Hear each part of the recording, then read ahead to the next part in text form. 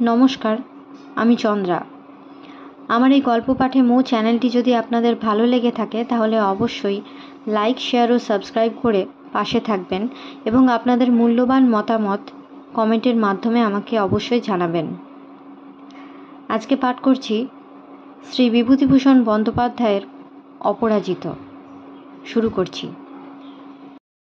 অফিসে সে নানা স্থানের ভ্রমণ কাহিনী পড়ে, ডেস্কের মধ্যে পুড়িয়া রাখে। পুরনো বইয়ের দোকান হইতে নানা দেশের ছবিওয়ালা বর্ণনাপূর্ণ বই কেনে। নানা দেশের রেলওয়ে বা স্টিমার কোম্পানি যেসব দেশে যাইতে সাধারণকে প্রলুব্ধ করিতেছে, কেহ বলিতেছে হাওয়াই দ্বীপে এসো একবার। এখানকার নারিকেল কুঞ্জে ওয়াকিকির বালুময় সমুদ্রবেলায় জ্যোৎস্না রাত্রে যদি তারাভিমুখী উর্মিমালার সঙ্গীত না শুনিয়া মরো, তবে তোমার জীবন বৃথা। এলো পাশো দেখো নাই, দক্ষিণ ক্যালিফোর্নিয়ার চুনা পাথরের পাহাড়ের ঢালুতে শান্ত রাত্রির তারাভরা আকাশের তলে কম্বল বিছাইয়া একবারটি ঘুমাইয়া দেখিও। শীতের শেষে নুড়ি ভরা উঁচু নিচু প্রান্তরে কর্কশ ঘাসের ফাঁকে ফাঁকে দু এক ধরনের মাত্র বসন্তের ফুল প্রথম ফুটিতে শুরু করে। তখন সেখানকার সোডা আলকালির পলিমাটি পড়া রৌদ্রদীপ্ত মুক্ত তরু বলয়ের রহস্যময় রূপ, কিংবা ওয়ালুয়া হ্রদের তীরে উন্নত পাইন ও ডগলাস ফারের ঘন অরণ্য, হ্রদের স্বচ্ছ বরফগলা জলে তুষারকিরীট মাজামা আগ্নেয়গিরির প্রতিচ্ছায়ার কম্পন, উত্তর আমেরিকার ঘন স্তব্ধ নির্জন অরণ্যভূমির নিয়ত পরিবর্তনশীল দৃশ্যরাজি, কর্কশ বন্ধুর পর্বতমালা, গম্ভীর নিনাদী জলপ্রপাত, ফেনিল পাহাড়ি নদীতীরে বিচরণশীল বল্গা হরিণের দল, ভালুক, পাহাড়ি ছাগল, ভেড়ার দল, উষ্ণ প্রস্রবণ, তুষার প্রবাহ, পাহাড়ের ঢালুর গায়ে সিডার ও ম্যাপল গাছের বনের মধ্যে বুনো ভ্যালোডিয়ান ও ভায়োলেট ফুলের বিচিত্র বর্ণ সমাবেশ। দেখো না এসব, এসো এসো। টাহিটি টাহিটি, কোথায় কত দূরে কোন জ্যোৎস্নালোকিত রহস্যময় কুলহীন স্বপ্ন সমুদ্রের পাড়ে শুভ রাত্রে গভীর জলের তলায় যেখানে মুক্তোর জন্ম হয়, সাগর গুহায় প্রবালের দল ফুটিয়া থাকে, কানে শুধু দূরশ্রুত সঙ্গীতের মতো তাহাদের অপূর্ব আহ্বান ভাসিয়া আসে। অফিসের ডেস্কে বসিয়া এক এক দিন সে স্বপ্নে ভোর হইয়া থাকে। এই সবের স্বপ্ন।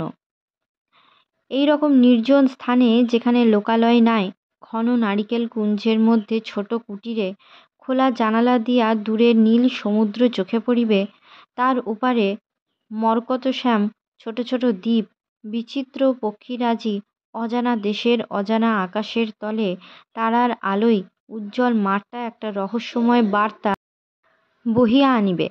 কুটিরের ধারে ফুটিয়া থাকিবে ছোট ছোট বনফুল। শুধু সে আর অপর্ণা। এই সব বড়লোকের টাকা আছে, কিন্তু জগৎকে দেখিবার, জীবনকে বুঝিবার পিপাসা কই এদের? এ সিমেন্ট বাঁধানো উঠান, চেয়ার, কোচ, মোটর, এ ভোগ নয়। এই শৌখিন বিলাসিতার মধ্যে জীবনের সব দিকে আলো বাতাসের বাতায়ন কাটাইয়া এই মরিয়া থাকো। কে বলে ইহাকে জীবন? তাহার যদি টাকা থাকিত, কিছুও যদি থাকিত, সামান্যও কিছু, অথচ ইহারা তো লাভ ক্ষতি ছাড়া আর কিছু শেখে নাই, বোঝেও না, জানেও না, জীবনে আগ্রহও নাই কিছুতেই। ইহাদের সিন্দুক ভরা নোটের তাড়া। এই আপিস জীবনের বদ্ধতাকে অপু শান্তভাবে নিরুপায়ের মতো, দুর্বলের মতো মাথা পাতিয়া স্বীকার করিয়া লইতে পারে নাই। ইহার বিরুদ্ধে, এই মানসিক দারিদ্র্য ও সংকীর্ণতার বিরুদ্ধে তাহার মনে একটা যুদ্ধ চলিতেছে অনবরত। সে হঠাৎ দমিবার পাত্র নয় বলিয়াই এখনও টিকিয়া আছে। ফেনোচ্ছল সুরার মতো জীবনের প্রাচুর্য ও মাদকতা তাহার সারা অঙ্গের শিরায় উপশিরায়। ব্যগ্র আগ্রহ ভরা তরুণ জীবন বুকের রক্তে উন্মত্ত তালে স্পন্দিত হইতেছে দিন রাত্রি। তাহার স্বপ্নকে, আনন্দকে নিঃশ্বাস বন্ধ করিয়া মারিয়া ফেলা খুব সহজসাধ্য নয়। কিন্তু এক এক সময় তাহারও সন্দেহ আসে, জীবন যে এরকম হইবে, সূর্যোদয় হইতে সূর্যাস্ত পর্যন্ত প্রতি দণ্ডপল যে তুচ্ছ অকিঞ্চিৎকর বৈচিত্র্যহীন ঘটনায় ভরিয়া উঠিবে, তাহার কল্পনা তো তাহাকে এ আভাস দেয় নাই। তবে কেন এমন হয়? তাহাকে কাঁচা অনভিজ্ঞ পাইয়া নিষ্ঠুর জীবন তাহাকে এতদিন কি প্রতারণায় করিয়া আসিয়াছে? ছেলেবেলায় মা যেমন নগ্ন দারিদ্র্যের রূপকে তাহার শৈশব চক্ষু হইতে বাঁচাইয়া রাখিতে চাহিত, তেমনি দেখিতে দেখিতে পূজা আসিয়া গেল। আজ 2 বৎসর এখানে সে চাকরি করিতেছে। পূজার পূর্বে প্রতিবারই সে ও নৃপেন টাইপিস্ট কোথাও না কোথাও যাইবার পরামর্শ আঁটিয়াছে, নকশা আঁকিয়াছে, ভাড়া কষিয়াছে, কখনো পুরুলিয়া, কখনো পুরী। যাওয়া অবশ্য কোথাও হয় না, তবুও যাইবার কল্পনা করিয়াও মনটা খুশি হয়। মনকে বুঝায়, এবার না হয় আগামী পুজোর নিশ্চয়ই কেহ বাধা দিতে পারিবে না। শনিবার আফিস বন্ধ হইয়া গেল। অপুর আজকাল এমন হইয়াছে, বাড়ি ফিরিয়া অপর্ণার মুখ দেখিতে পারিলে যেন বাঁচে। কতক্ষণে 7টা বাজিবে, ঘন ঘন ঘড়ির দিকে সতৃষ্ণ চোখে চায়। 5টা বাজিয়া গেলে অকুল সময় সমুদ্রে যেন থই পাওয়া যায়। আর মোটে 2 ঘণ্টা। 6টা, আর 1, হোক পায়রার খোপের মতো বাসা। অপর্ণা যেন সব দুঃখ ভুলাইয়া দেয়। তাহার কাছে গেলে আর কিছুই মনে থাকে না। অপর্ণা চা খাবার আনিল। এ সময়টা আধ-ঘণ্টা সে স্বামীর কাছে থাকিতে পায়, গল্প করিতে পায়। আর সময় হয় না। এখনই আবার অপুকে ছেলে পড়াইতে বাহির হইতে হইবে। অপু এই সময় তাহাকে সব দিন পরিষ্কার পরিচ্ছন্ন দেখিয়াছে। ফর্সা লাল পাড় শাড়িটি পরা, চুলটি বাঁধা, পায়ে আলতা, কপালে সিঁদুরের টিপ, মূর্তিমতী গৃহলক্ষ্মীর মতো হাসি মুখে তাহার জন্য চা আনে, গল্প করে, রাত্রে কি রান্না হইবে রোজ জিজ্ঞাসা করে, সারা দিনের বাসার ঘটনা বলে। বলে, ফিরে এসো, দুজনে আজ মহারানী ঝিন্দন আর দিলীপ সিংহের কথাটা পড়ে শেষ করে ফেলব। বার 2 অপু তাহাকে সিনেমায় লইয়া গিয়াছে। ছবি কি করিয়া নড়ে অপর্ণা বুঝিতে পারে না, অবাক হইয়া দেখে। গল্পটাও ভালো বুঝিতে পারে না। বাড়ি আসিয়া অপু বুঝাইয়া বলে। চায়ের বাটিতে চুমুক দিয়া অপু বলিল, এবার তো তোমায় নিয়ে যেতে লিখেছেন শ্বশুরমশাই, কিন্তু আফিসের ছুটির যা গতিক, রাম এসে কেন নিয়ে যাক না। তারপর আমি কার্তিক মাসের দিকে না হয় 2-4 দিনের জন্য যাব। তাছাড়া যদি যেতেই হয় তবে এই সময় যত সকালে যেতে পারা যায়। এই সময়টা বাপ মায়ের কাছে থাকা ভালো ভেবে দেখলাম। অপর্ণা লজ্জারক্ত মুখে বলিল, রাম ছেলে মানুষ, ও কি নিয়ে যেতে পারবে? তাছাড়া মা তোমায় কতদিন দেখেননি, দেখতে চেয়েছেন। তা বেশ, চলো আমিই যাই। রামের হাতে ছেড়ে দিতে ভরসা হয় না। এ অবস্থায় একটু সাবধানে ওঠানামা করতে হবে কি না। দাও তো ছাতাটা, ছেলে পড়িয়ে আসি। যাওয়া হয়তো, চলো কালই যাই। হ্যাঁ, একটা সিগারেট দাও না। আবার সিগারেট? 8টা সিগারেট সকাল থেকে খেয়েছ, আর পাবে না। আবার পড়িয়ে এলে একটা পাবে। দাও দাও লক্ষ্মীটি, রাতে আর চাইব না, দাও একটি।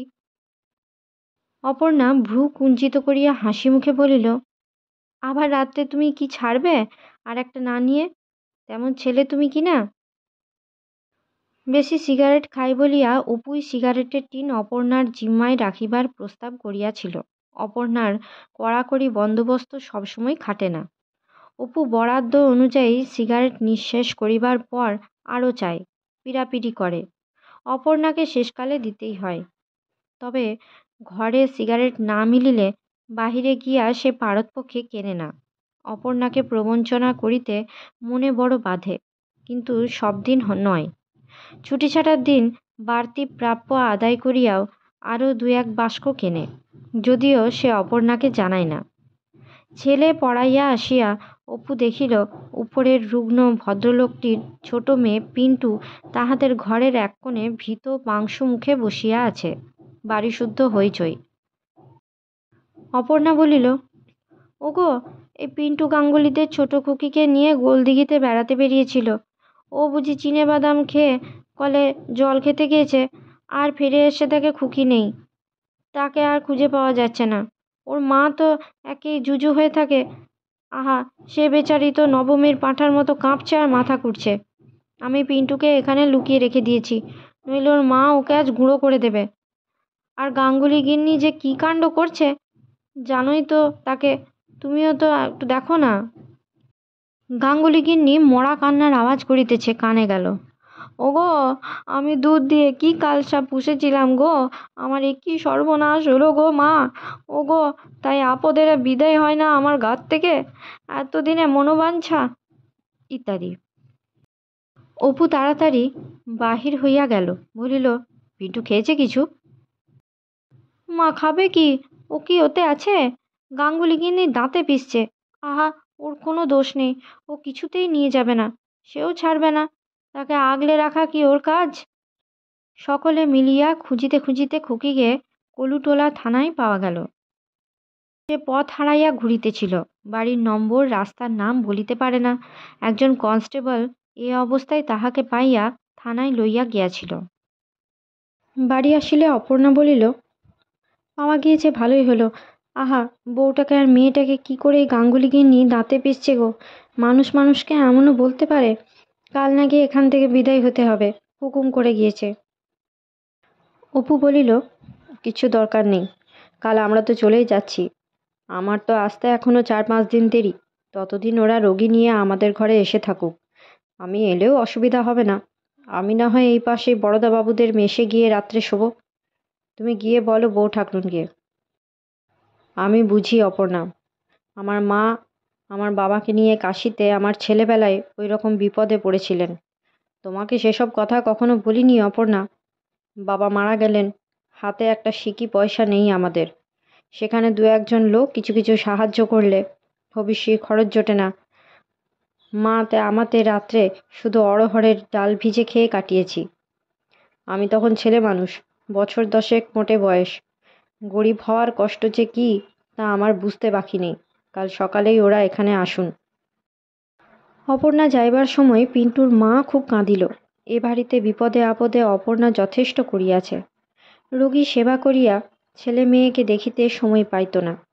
তাহাদের চুল বাঁধা, টিপ পরানো, খাবার খাওয়ানো সব নিজের ঘরে ডাকিয়া আনিয়া অপর্ণা করিত।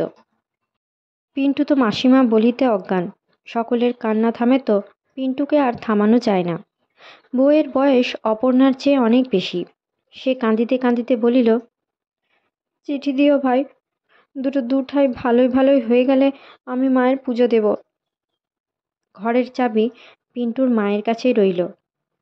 রেলে ও স্টিমারে অনেক দিন পর চড়া, দুজনেই হাঁপ ছাড়িয়া বাঁচিল। দুজনেই খুব খুশি। অপর্ণা পল্লীগ্রামের মেয়ে, শহর তাহার ভালো লাগে না। অতটুকু ঘরে কোনোদিনও থাকে নাই। সকাল ও সন্ধ্যাবেলা যখন সব বাসারে মিলিয়া একসঙ্গে কয়লার উনুনে আগুন দিত, ধোঁয়ায় অপর্ণার নিঃশ্বাস বন্ধ হইয়া আসিত, চোখ জ্বালা করিত। সে কি ভীষণ যন্ত্রণা! সে নদীর ধারের মুক্ত আলো বাতাসে প্রকাণ্ড বাড়িতে মানুষ হইয়াছে।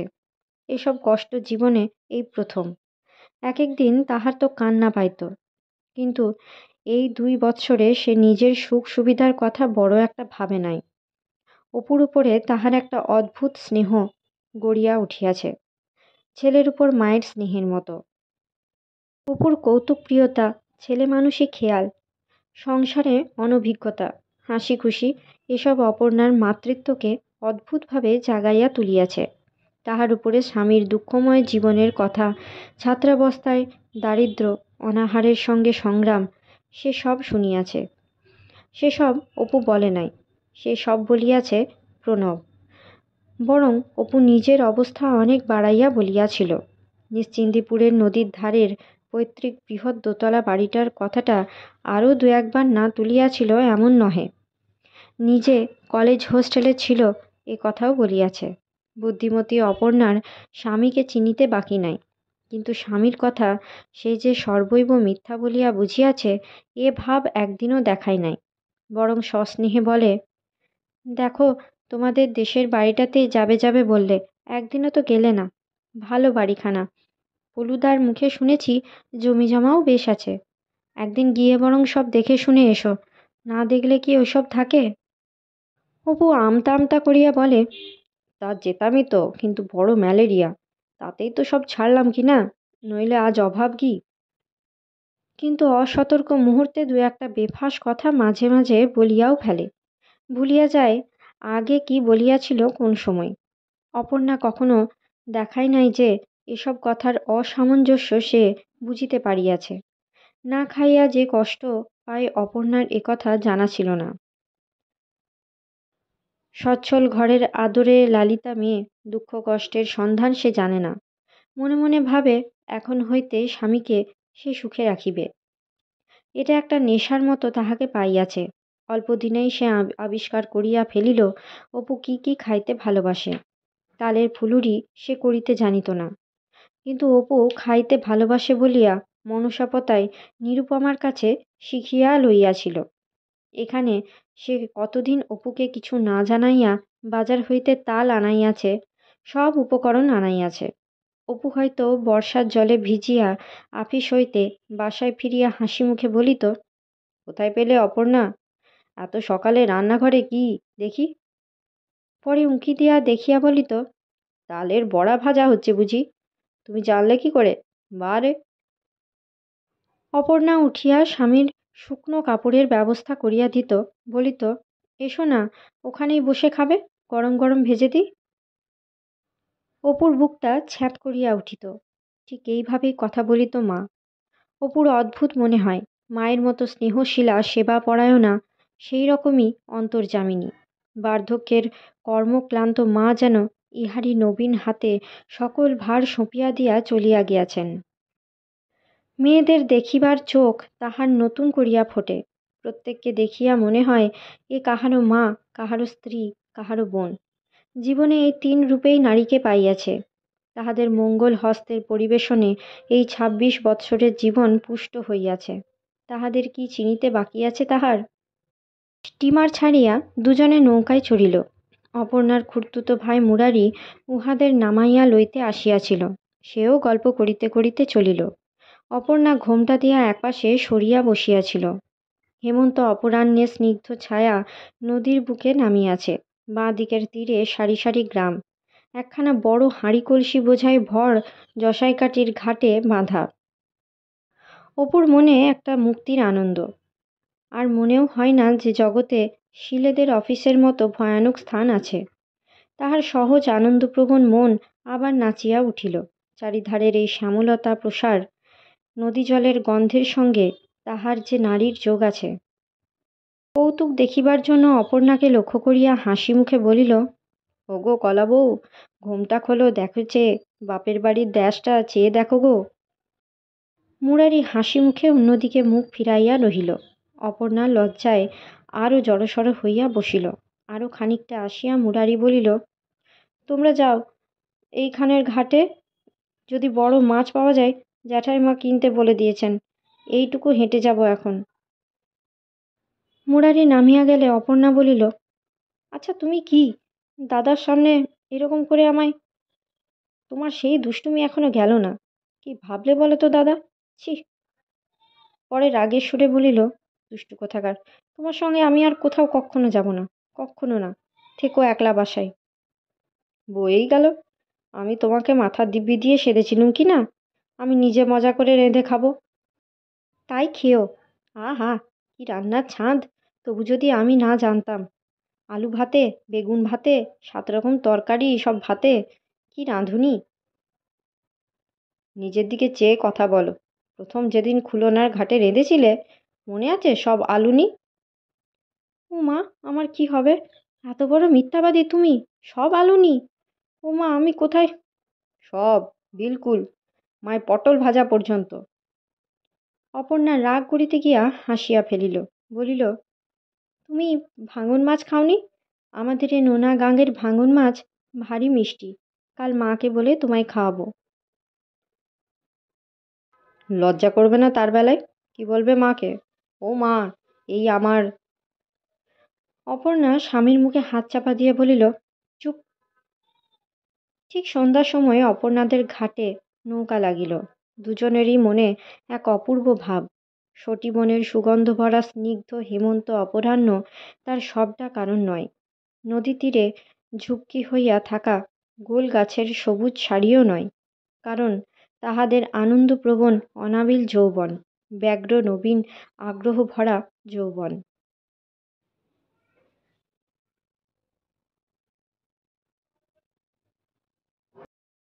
জ্যোৎস্না রাত্রে উপরের ঘরে ফুলশয্যার সেই পালঙ্কে বাতি জ্বালিয়া বসিয়া পড়িতে পড়িতে সে অপর্ণার প্রতীক্ষায় থাকে।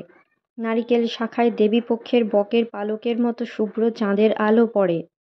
বাহিরের রাত্রির দিকে চাহিয়া কত কথা মনে আসে, কত সব পুরাতন স্মৃতি। কোথায় যেন সেই ধরনের সব পুরানো দিনের কত জ্যোৎস্না ঝরা রাত। এ যেন সব আরব্য উপন্যাসের কাহিনী। সে ছিল কোন কুঁড়ে ঘরে, পেট পুড়িয়া সব দিন খাইতেও পাইত না। সে আজ এত বড় প্রাচীন জমিদার ঘরের জামাই। অথচ আশ্চর্য এই যে এইটাই মনে হইতেছে সত্য। পুরনো দিনের জীবনটা অবাস্তব, অস্পষ্ট, ধোঁয়া ধোঁয়া মনে হয়। হেমন্তের রাত্রি, ঠান্ডা বেশ, কেমন একটা গন্ধ বাতাসে। অপুর মনে হয় কুয়াশার গন্ধ। অনেক রাত্রে অপর্ণা আসে। অপু বলে, এত রাতে যে, আমি কতক্ষণ জেগে বসে আছি। অপর্ণা হাসে, বলে, নিচে কাকাবাবুর শোবার ঘর। আমি সিঁড়ি দিয়ে এলে পায়ের শব্দ ওর কানে যায়।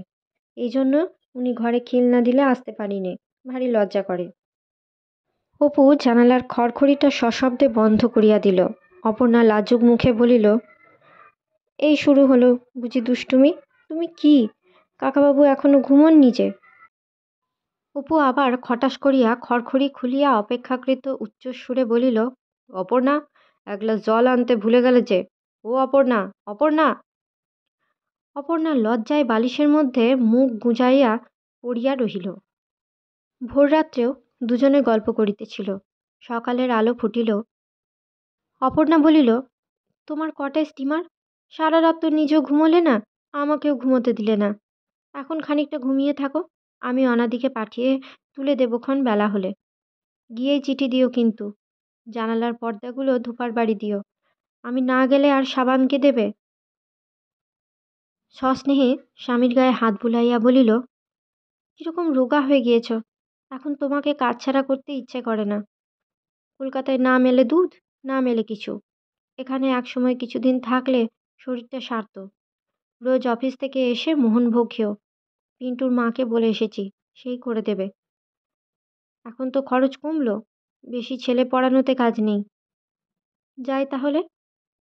অপু বলিল, বসো বসো, এখনো কোথায় তেমন ফর্সা হয়েছে, কাকার উঠতে এখনো দেরি। অপর্ণা বলিল, হ্যাঁ, আরেকটা কথা, দেখো মনসাপোতার ঘরটা এবারে খুঁচি দিয়ে রেখো, নইলে বর্ষার দিকে বড্ড খরচ পড়ে যাবে। কলকাতার বাসায় তো চিরদিন চলবে না। ওই হলো আপন ঘরদোর, এবার মনসাপোতায় ফিরব। বাস না করলে খড়ের ঘর টেকে না। যাই এবার, কাকা এবার উঠবেন, যাই। অপর্ণা চলিয়া গেলে অপুর মন খুঁতখুঁত করিতে লাগিল। এখনো বাড়ির কেহই ওঠে নাই। কেন সে অপর্ণাকে ছাড়িয়া দিল? কেন বলিল, যাও? তাহার সম্মতি না পাইলে অপর্ণা কখনোই যাইত না। কিন্তু অপর্ণা আর একবার আসিয়াছিল ঘণ্টাখানেক পরে, চা দেওয়া হইবে কিনা জিজ্ঞাসা করিতে। অপু তখন ঘুমাইতেছে। খোলা জানালা দিয়া মুখে রৌদ্র লাগিতেছে। অপর্ণা সন্তর্পণে জানালাটা বন্ধ করিয়া দিল। ঘুমন্ত অবস্থায় স্বামীকে এমন দেখায়, এমন একটা মায়া হয় ওর উপরে। সিঁড়ি দিয়া নামিবার সময় ভাবিল, মা সত্যি বলে বটে, পটের মুখ, পটে আঁকা ঠাকুর দেবতার মতো মুখ। চলিয়া আসিবার সময় কিন্তু অপর্ণার সঙ্গে দেখা হইল না। অপুর আগ্রহ ছিল, কিন্তু আত্মীয় কুটুম্ব পরিজনে বাড়ি সরগরম। কাহাকে সে বলে অপর্ণাকে একবার ডাকিয়া দিতে। মুখচোরা অপু ইচ্ছাটা কাহাকেও জানাইতে পারিল না। নৌকায় উঠিয়া মুরারির ছোট ভাই বিশু বলিল, আসবার সময় দিদির সঙ্গে দেখা করে এলেন না কেন জামাইবাবু? দিদি সিঁড়ির ঘরে জানালার ধারে দাঁড়িয়ে কাঁদছিল আপনি যখন চলে আসেন। কিন্তু নৌকা তখন জোর ভাঁটার টানে জসাইকাটির বাঁকের প্রায় কাছাকাছি আসিয়া পৌঁছিয়াছে। এবার কলিকাতায় আসিয়া অনেক দিন পরে দেওয়ানপুরের বাল্যবন্ধু দেবব্রতর সঙ্গে দেখা হইল। সে আমেরিকা যাইতেছে। পরস্পরের দেখা সাক্ষাৎ না হওয়ায় কেহ কাহারও ঠিকানা জানিত না। অথচ দেবব্রত এখানেই কলেজে পড়িতেছিল। এবার বিএসসি পাশ করিয়াছে। অপুর কাছে ব্যাপারটা আশ্চর্য ঠেকিল। আনন্দ হইল, হিংসাও হইল। প্রতি শনিবারে বাড়ি না যাইয়া যে থাকিতে পারিত না, সেই ঘর পাগল দেবব্রত আমেরিকা চলিয়া যাইতেছে। মাস দুই তিন বড় কষ্টে কাটিল। আজ 1 বছরের অভ্যাস। আপিস হইতে বাসায় ফিরিয়া অপর্ণার হাসি ভরা মুখ দেখিয়া কর্মক্লান্ত মন শান্ত হইত। আজকাল এমন কষ্ট হয়, বাসায় না ফিরিয়াই সোজা ছেলে পড়াইতে যাই আজকাল। বাসায় মন লাগে না, খালি খালি থাকে। লীলারা কেহ এখানে নাই। বর্ধমানের বিষয় লইয়া কি সব মামলা মোকদ্দমা চলিতেছে। অনেক দিন হইতে তাহারা সেখানে। একদিন রবিবারে সে বেলুর মঠ বেড়াইয়া আসিয়া অপর্ণাকে এক লম্বা চিঠি দিল। ভারী ভালো লাগিয়াছিল জায়গাটা। অপর্ণা এখানে আসিলে একদিন বেড়াইয়া আসিবে। এসব পত্রের উত্তর অপর্ণা খুব শীঘ্র দেয়, কিন্তু পত্রখানার কোনো জবাব আসিল না। 2 দিন, 4 দিন, 7 দিন হইয়া গেল। তাহার মন অস্থির হইয়া উঠিল। কি ব্যাপার? অপর্ণা হয়তো নাই, সে মারা গিয়াছে। ঠিক তাই। রাত্রে নানা রকম স্বপ্ন দেখে। অপর্ণা ছলো ছলো চোখে বলিতেছে, তোমায় তো বলেছিলাম আমি বেশি দিন বাঁচব না, মনে নেই? সে মনসাপথায় একদিন রাত্রে আমার মনে কে বলতো, যাই, আবার 8 জন্মে দেখা হবে। পরদিন পড়িবে শনিবার। সে অফিসে গেল না। চাকুরির মায়া না করিয়াই সুটকেস গুছাইয়া বাহির হইয়া যাইতেছে, এমন সময় শ্বশুরবাড়ির পত্র পাইল। সকলেই ভালো আছে, যাক, বাঁচা গেল। কি ভয়ানক দুর্ভাবনার মধ্যে ফেলিয়াছিল উহারা। অপর্ণার উপর একটু অভিমানও হইল। কি কাণ্ড! মন ভালো না থাকিলে এমন সব অদ্ভুত কথাও মনে আসে। কয়দিন সে ক্রমাগত ভাবিয়াছে, ওগো মাঝি তরি হেতা গানটা কলিকাতায় আজকাল সবাই গায়, কিন্তু গানটার বর্ণনার সঙ্গে তার শ্বশুরবাড়ির এত হুবহু মিল হয় কি করিয়া? গানটা কি তাহার বেলায় খাটিয়া যাইবে? শনিবার অফিস হইতে ফিরিয়া দেখিল মুরারি তাহার বাসায় বারান্দায় চেয়ারখানাতে বসিয়া আছে। শ্যালককে দেখিয়া অপু খুশি হইল। হাসি মুখে বলিল, এ কি বাস রে, সাক্ষাৎ বড় কুটুম যে, কার মুখ দেখে না জানি যে আজ সকালে। মুরারি খামে আটা একখানা চিঠি তাহার হাতে দিল, কোনো কথা বলিল না। অপু পত্রখানা হাত বাড়াইয়া লইয়া গিয়া দেখিল মুরারির মুখ কেমন হইয়া গিয়াছে। সে যেন চোখের জল চাপিতে প্রাণপণ চেষ্টা করিতেছে। অপুর বুকের ভেতরটা হঠাৎ যেন হিম হইয়া গেল। কেমন করিয়া আপনা আপনি তাহার মুখ দিয়া বাহির হইল, অপর্ণা নেই। মুরারি নিজেকে আর সামলাইতে পারিল না। কি হয়েছিল? কাল সকাল 8টার সময় প্রসব হলো, 9:30টার সময় জ্ঞান ছিল। আগাগোড়া ছোট কাকিমার কাছে চুপি চুপি নাকি বলেছিল ছেলে হওয়ার কথা তোমাকে তার করে জানাতে। তখন ভালোই ছিল, হঠাৎ 9টার পর থেকে।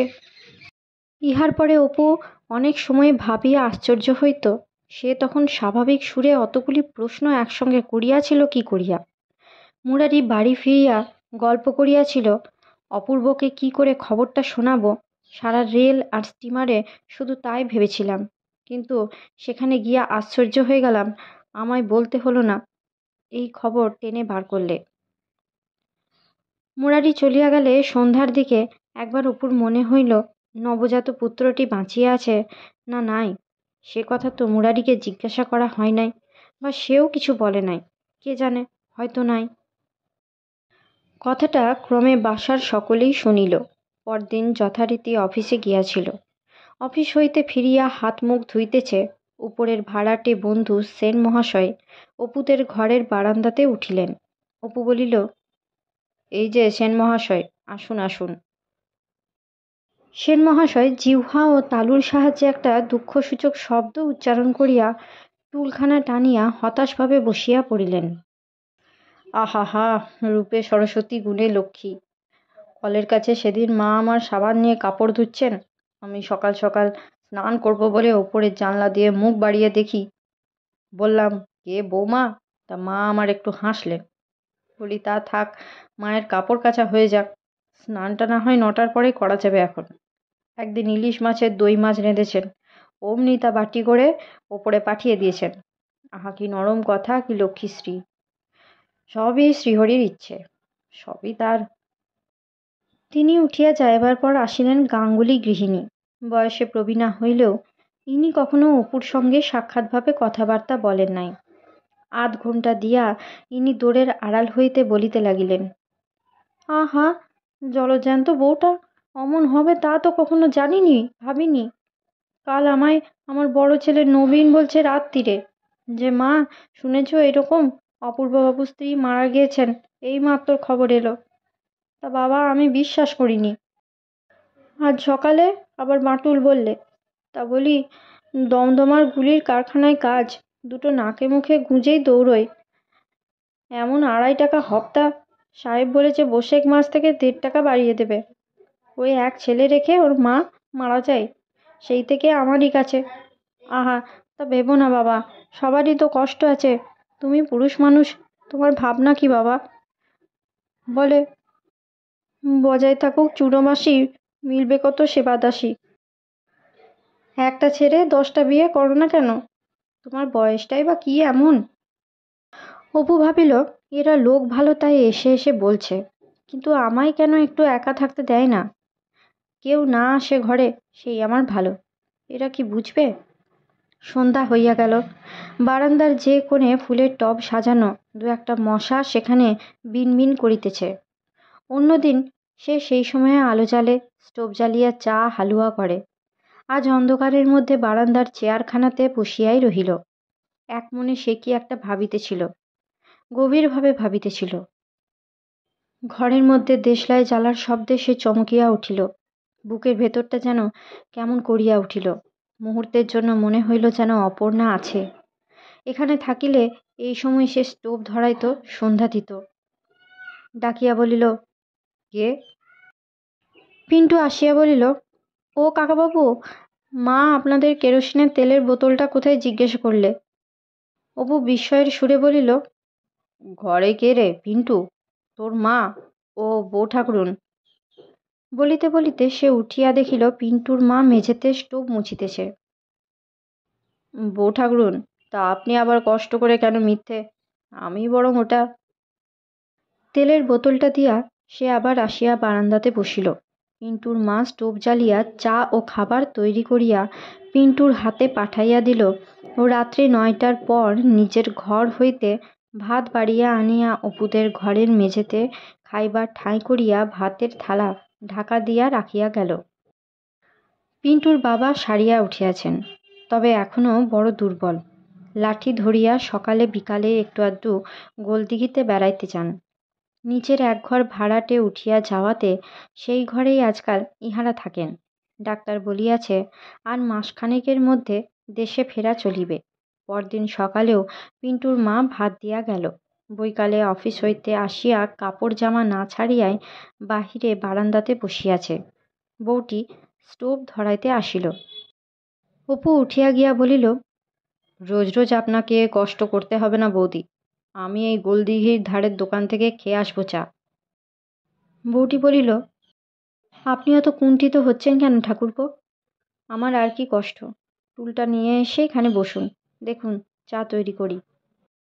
এই প্রথম পিন্টুর মা তাহার সহিত কথা কহিল। পিন্টু বলিল, কাকাবাবু, আমাকে গোলদিঘিতে বেড়াতে নিয়ে যাবে? একটা ফুলের চারা তুলে আনবো, এনে পুঁতে দেব।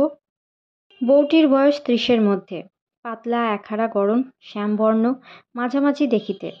খুব ভালো নয়, মন্দও নয়। অপু টুলটা দুয়ারের কাছে টানিয়া বসিল। বউটি চায়ের জল নামাইয়া বলিল, এক কাজ করি ঠাকুরপো, একেবারে 4টি ময়দা মেখে আপনাকে খান কতক লুচি ভেজে দিই। কখানাই বা খান? একেবারে রাতের খাবারটা এই সঙ্গেই খাইয়ে দিই, সারাদিন খিদেও তো পেয়েছে। বউটির নিঃসংকোচ ব্যবহারে তাহার নিজের নিঃসংকোচ ক্রমে চলিয়া যাইতেছিল। সে বলিল, বেশ করুন, মন্দ কি? ওরে পিন্টু, ওই পেয়ালাটা নিয়ে আয়। থাক থাক ঠাকুরপো, আমি ওকে আলাদা দিচ্ছি। কেটলিতে এখনো চা আছে, আপনি খান।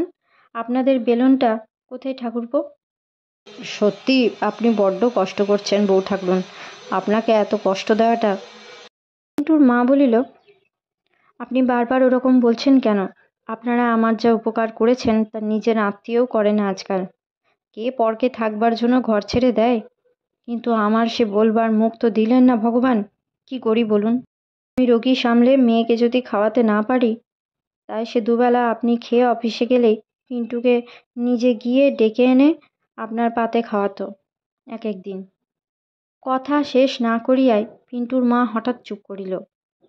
অপুর মনে হইল ইহার সঙ্গে অপর্ণার কথা কহিয়া সুখ আছে, এ বুঝিবে, অন্য কেহ বুঝিবে না। সারাদিন অপু কাজে কর্মে ভুলিয়া থাকিতে প্রাণপণ চেষ্টা করে, যখনই একটু মনে আসে অমনি একটা কিছু কাজ দিয়া সেটাকে চাপা দেয়। আগে সে মাঝে মাঝে অন্যমনস্ক হইয়া বসিয়া কি ভাবিত, খাতাপত্রে গল্প কবিতা লিখিত, আজ ফাঁকি দিয়া অন্য বই পড়িত। কিন্তু অপর্ণার মৃত্যুর পর হইতে সে 10 গুণ খাটিতে লাগিল। সকলের কাছে কাজের তাগাদা করিয়া বেড়ায়, সারা দিনের কাজ 2 ঘণ্টায় করিয়া ফেলে। তাহার লেখা চিঠি টাইপ করিতে করিতে নৃপেন বিরক্ত হইয়া উঠিল।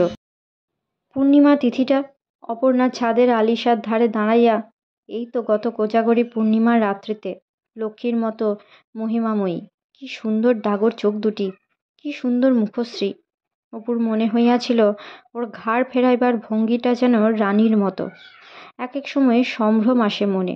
অপর্ণা হাসিয়া বলে, আমার যে লজ্জা করে, নইলে সকালে তোমার খাবার করে দিতে ইচ্ছা করে। তোমার ছোট বোন লুচি ভাজতে জানে না, সেজ খুড়িমা ছেলে সামলে সময় পায় না, মা থাকেন ভাড়ারে, তোমার খাবার কষ্ট হয় না। হঠাৎ অপুর মনে হয়, দূর ছাই, কি লিখে যাচ্ছি মিছে, কি হবে আর এসবে। কি বিরাট শূন্যতা, কি যেন এক বিরাট ক্ষতি হইয়া গিয়াছে। জীবনে আর কখনো তাহা পূর্ণ হইবার নহে, কখনো যে কাহার দ্বারা না। সম্মুখে বৃক্ষ নাই, লতা নাই, ফুল ফল নাই, শুধু এক রুক্ষ ধূসর বালুকাময় বহু বিস্তীর্ণ মরুভূমি। মাসখানেক পরে পিন্টুর মা চোখের জলে ভাসিয়া বিদায় লইল।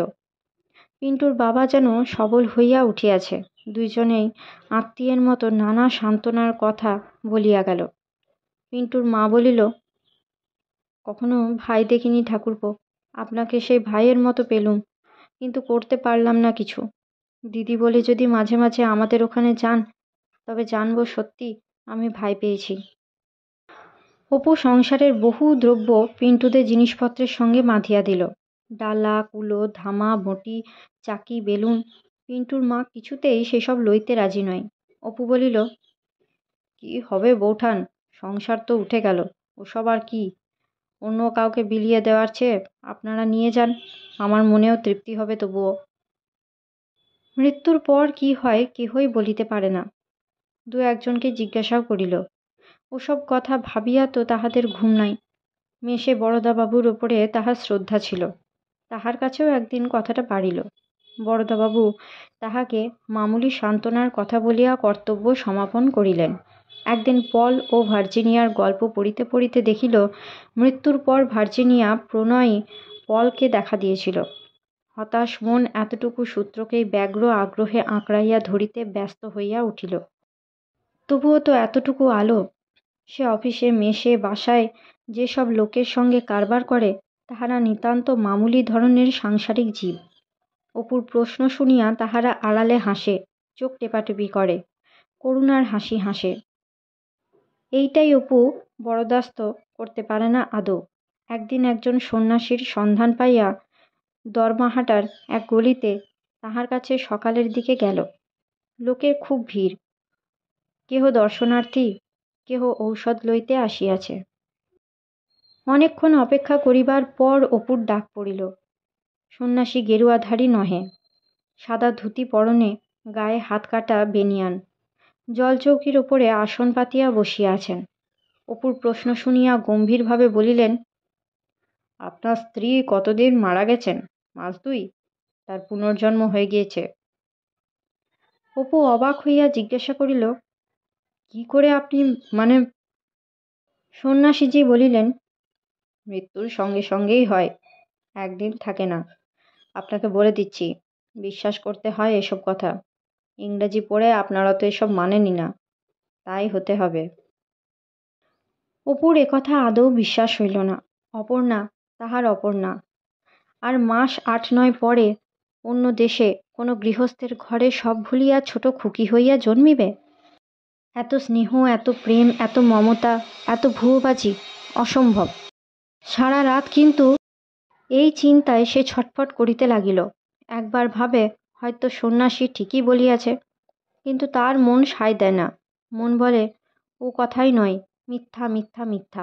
স্বয়ং পিতামহ ব্রহ্মা আসিয়া বলিলেও সে কথা বিশ্বাস করিবে না। দুঃখের মধ্যেও হাসি পাইল। ভাবিল অপর্ণার পুনর্জন্ম হয়ে গেছে। ওর কাছে টেলিগ্রাম এসেছে। হামবাগ কোথাকার! দেখো না কাণ্ড! এত ভয়ানক সঙ্গীহীনতার ভাব গত 10-11 মাস তাহার হয় নাই। পিন্টুরা চলিয়া যাওয়ার পর বাসাও ভালো লাগে না। অপর্ণার সঙ্গে বাসাটা এতখানি জড়ানো যে আর সেখানে থাকা অসম্ভব হইয়া উঠিল। তদুপরি বিপদ, গাঙ্গুলি গিন্নি তাহার কোন বঞ্জির সঙ্গে তাহার বিবাহের যোগাযোগের জন্য একেবারে উঠিয়া পড়িয়া লাগিয়াছেন। তাহাকে একা একটু বসিতে দেখিলে সংসারের অসারত্ব, কথিত বঞ্জিটির রূপগুণ, সম্মুখের মাঘ মাসে মেয়েটির একবার দেখিবার আসিবার প্রস্তাব, নানা বাজে কথা। নিজে রাঁধিয়া খাওয়ার ব্যবস্থা। অবশ্য ইতিপূর্বে সে বরাবরই রাঁধিয়া খাইয়া আসিয়াছে বটে, কিন্তু এবার যেন রাঁধিতে গিয়া কাহার উপরে একটা সুতীব্র অভিমান। ঘরটাও বড় নির্জন। রাত্রিতে প্রাণ যেন হাঁপাইয়া ওঠে। পাষাণ ভারের মতো দারুণ নির্জনতা সব সময় বুকের উপর চাপিয়া বসিয়া থাকে। এমনকি শুধু ঘরে নয়, পথে ঘাটে, আপিসেও তাই। মনে হয় জগতে কেহ কোথাও আপনার নাই। তাহার বন্ধু বান্ধবের মধ্যে কে কোথায় চলিয়া গিয়াছে ঠিকানা নাই। প্রণবও নাই এখানে। মুখের আলাপি 2-4 জন বন্ধু আছে বটে, কিন্তু ওসব বেদরদি লোকের সঙ্গ ভালো লাগে না। রবিবার ও ছুটির দিনগুলি তো আর কাটেই না। অপুর মনে পড়ে বৎসরখানেক পূর্বেও শনিবারের প্রত্যাশায় সে সব আগ্রহ ভরা দিন গণনা। আর আজকাল শনিবার যত নিকটে আসে তত ভয় বাড়ে। বউবাজারের এক গলির মধ্যে তাহার এক কলেজ বন্ধু পেটেন্ট ঔষধের দোকান। অপর্ণার কথা ভুলিয়া থাকিবার জন্য সে মাঝে মাঝে সেখানে গিয়া বসে। এই রবিবার দিনটাও বেড়াইতে বেড়াইতে গেল। কারবারের অবস্থা খুব ভালো নয়। বন্ধুটি তাহাকে দেখিয়া বলিল, ও তুমি? আমার আজকাল হয়েছে ভাই। কে আসিল বলে চমকিয়ে যাই। কাননে ডাকিলে পাখি। সকাল থেকে হরদম পাওনাদার আসছে আর যাচ্ছে। আমি বলি বুঝি কোনো পাওনাদার এলো? বসো বসো। অপু বসিয়া বলিল, কাবুলির টাকাটা শোধ দিয়েছ? কোথা থেকে দেব দাদা? সে এলেই পালায়, নয়তো মিথ্যা কথা বলি। খবরের কাগজে বিজ্ঞাপনের দেনার দরুন। ছোট আদালতে নালিশ করেছিল। পরশু এসে বাস্কপত্র আদালতের বেলিফ সিল করে গিয়েছে। তোমার কাছে বলতে কি, এবেলার বাজার খরচটা পর্যন্ত নেই। তার উপর ভাই বাড়িতে সুখ নেই। আমি চাই একটু ঝগড়াঝাটি হোক, মান অভিমান হোক। তা নয়, বউটা হয়েছে এমন ভালো মানুষ, সাতচরের নেই। অপু হাসিয়া উঠিয়া বলিল, বলো কি এ? সে তোমার ভালো লাগে না বুঝি? রামও পানসে লাগে, ঘোর পানসে। আমি চাই একটু দুষ্টু হবে, একগুঁয়ে হবে, স্মার্ট হবে। তা নয়, এত ভালো মানুষ, যা বলছি তাই করছে। সংসারের এই কষ্ট, হয়তো একবেলা খাওয়াই হলো না। মুখে কথাটি নেই, কাপড় নেই, তাই সই। ডাইনে বললে তক্ষুনি ডাইনে, বাঁয়ে বললে বাঁয়ে। না, অসহ্য হয়ে পড়েছে। বৈচিত্র্য নেই রে ভাই। পাশের বাসার বউটা সেদিন কেমন স্বামীর উপরে রাগ করে কাঁচের গ্লাস, হাত বাক্স দুমদাম করে আছাড় মেরে ভাঙলে, দেখে হিংসে হলো। ভাবলুম হাই রে, আর আমার কি কপাল! না হাসি না। আমি তোমাকে সত্যি সত্যি প্রাণের কথা বলছি ভাই, এরকম পানসে ঘরকন্না আর আমার চলছে না। বিলিভ মি, অসম্ভব। ভালো মানুষ নিয়ে ধুয়ে খাবো? একটু দুষ্টু মেয়ে সন্ধান দিতে পারো? কেন, আবার বিয়ে করবে নাকি? একটাকে পারো না খেতে দিতে? তোমার দেখছি সুখে থাকতে ভূতে কিলোয়। না ভাই, এ সুখ আমার আর। জীবনটা এখন দেখছি একেবারে ব্যর্থ হলো। মনের কোনো স্বাদ মিটল না। এক এক সময় ভাবি ওর সঙ্গে আমার ঠিক মিলন হয়নি। মিলন যদি ঘটতো তাহলে দ্বন্দ্ব হতো, বুঝলে না? কে? টেপি? এই আমার বড় মেয়ে। শোন, তোর মার কাছ থেকে 2 পয়সা নিয়ে 2 পয়সার বেগুনি কিনে নিয়ে আয় তো আমাদের জন্যে। আর অমনি চায়ের কথা বলে দে। আচ্ছা, মরণের পর মানুষ কোথায় যায় জানো? বলতে পারো? ওসব ব্যাপার নিয়ে মাথা ঘামাইনি কখনো। পাওনাদার কি করে তাড়ানো যায় বলতে পারো? এখনই কাবুলিওয়ালা একটা আসবে নেবুতলা থেকে। 8 টাকা ধার নিয়েছি, 4 আনা টাকা পিছু সুদ হপ্তায়। 2 হপ্তার সুদ বাকি। কি যে আজ তাকে বলি, স্কাউন্ড্রেলটা এলো বলে। দিতে পারো 2 টাকা ভাই? এখন তো নেই কাছে, একটা আছে, রেখে দাও, কাল সকালে আর একটা টাকা দিয়ে যাব। এই যে টেপি, বেশ বেগুনি এনেছিস। না না, আমি খাবো না, তোমরাই খাও। আচ্ছা, এই একখানা তুলে নিলাম, নিয়ে যা টেপি। বন্ধুর দোকান হইতে বাহির হইয়া সে খানিকটা লক্ষ্যহীনভাবে ঘুরিল। লীলা এখানে আছে? একবার দেখিয়া আসিবে। প্রায় 1 বছর লীলারা এখানে নেই। তাহার দাদামশায় মামলা করিয়া লীলার পৈতৃক সম্পত্তি কিছু উদ্ধার করিয়াছেন। আজকাল লীলা মায়ের সঙ্গে আবার বর্ধমানের বাড়িতেই ফিরিয়া গিয়াছে। 3rd ইয়ারে ভর্তি হইয়া 1 বৎসর পড়িয়াছিল। পরীক্ষা দেয় নাই, লেখাপড়া ছাড়িয়া দিয়াছে। সন্ধ্যার কিছু পূর্বে ভবানীপুরে লীলাদের ওখানে গেল। রামলগন বেয়ারা তাহাকে টেনে বৈঠকখানায় বসালো। মিস্টার লাহিড়ী এখানে নাই, রাঁচি গিয়াছেন। লীলাবতী দিদিমণি? কেন, সে কথা কিছু বাবু জানা নাই? দিদিমণির তো বিবাহ হইয়া গিয়েছে গত বৈশাখ মাসে। নাগপুরে জামাইবাবু বড় ইঞ্জিনিয়ার, বিলাত ফেরত, একেবারে খাঁটি সাহেব। দেখিলে চিনিবার জো নাই, খুব বড় লোকের ছেলে, এদের সমান বড় লোক। কেন, বাবুর কাছে নিমন্ত্রণের চিঠি যায় নাই? অপু বিবর্ণ মুখে বলিল, কই না, আমার কাছে। হ্যাঁ। না, আর বসবো না, আচ্ছা। বাহিরে আসিয়া জগৎটা যেন অপুর কাছে একেবারে নির্জন, সঙ্গীহীন, বিস্বাদ ও বৈচিত্র্যহীন ঠেকিল। কেন এরকম মনে হইতেছে তাহার? লীলা বিবাহ করিবে, ইহার মধ্যে অসম্ভব তো কিছু নাই, সম্পূর্ণ স্বাভাবিক। তবে তাহাতে মন খারাপ করিবার কি আছে? ভালোই তো, জামাই ইঞ্জিনিয়ার, শিক্ষিত, অবস্থাপন্ন। লীলার উপযুক্ত বর জুটিয়াছে, ভালোই তো। রাস্তা ছাড়িয়া ভিক্টোরিয়া মেমোরিয়ালের সম্মুখে মাঠটাতে অর্ধ অন্ধকারের মধ্যে সে উদ্ভ্রান্তের মতো অনেকক্ষণ ঘুরিয়া বেড়াইল। লীলার বিবাহ হইয়াছে, খুবই আনন্দের কথা, ভালো কথা, ভালোই তো। আজকের মতো গল্প পাঠ এই পর্যন্ত। পরবর্তী অংশ নিয়ে আসবো পরবর্তী ভিডিওতে। সকলে ভালো থাকবেন, সুস্থ থাকবেন এবং পাশে থাকবেন। নমস্কার।